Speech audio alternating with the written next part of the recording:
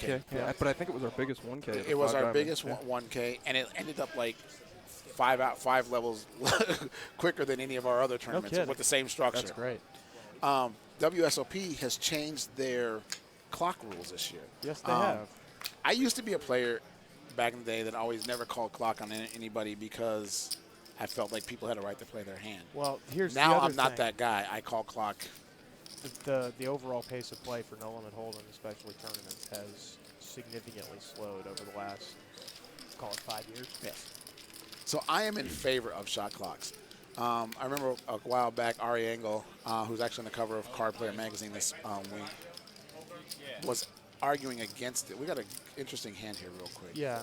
Is that 10-8 of spades? Yeah, on a spade draw, flush draw? Folded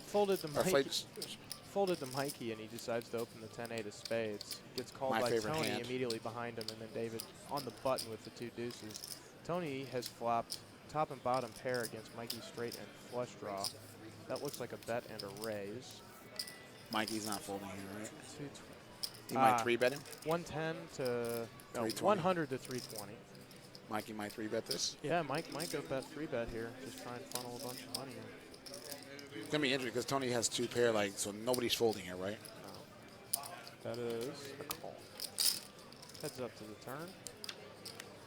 And that's 4 of diamonds doesn't do anything for either one of them. Tony's got a chance of winning this one on the turn. We'll see. I think Mike folds a straight draw, flush draw. I mean, he's got a chance to. He's not compelled to put all the money in on the turn, on the blank turn. How big of a bet would you call here on a $747 pot, John? I probably would have just found a way to idiotically get all the money in on the flop.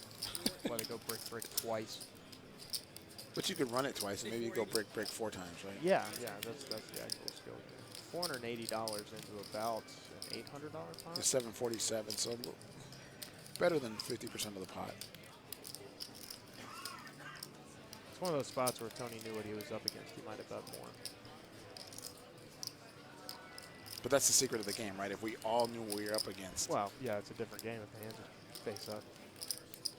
Let's talk. Just a call. This is a big pot. Mike was talking about when he first came out here when he was 21 years old about how the games were so good, and he said the biggest advantage he had was he felt he could read hands when other people couldn't. That's a unfortunate card for Mikey. Yeah, it's a scare card, right? It counterfeits Tony's 2 pair. Yeah. Figured as well. It's going to be hard for Mikey to get a whole bunch of money into this pot. Also, well, it makes a full house, right? Scared of the board pair. He's probably check calling here, right? This river might go check. Here's the deal, though.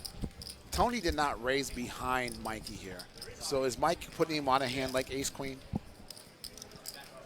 I mean, this is just a very interesting pot. I mean, because Mikey opened pre-flop, was the original pre-flop. Yeah, Mike opened and Tony just late position. So like with seat. Tony being in later position, he might have 3-bet in a hand like ace-queen. So is Mike putting him on that hand here? I don't know. I mean, it's definitely a. He just shifts it. Oh. This is an interesting bet.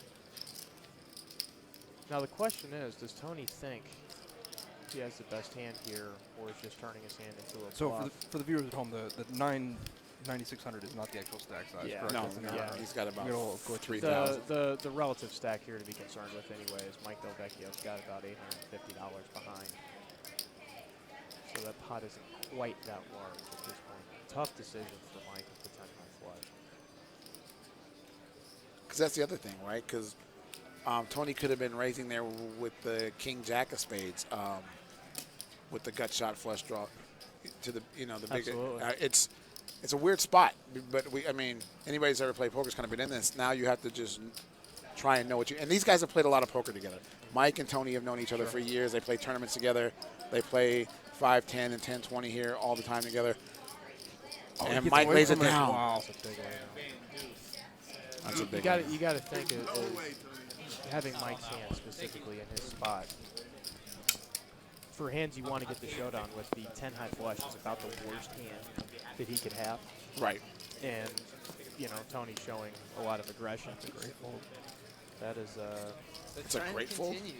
It's a great bet by Tony. Well, it's a big fold. Too. I mean, so well played by Tony.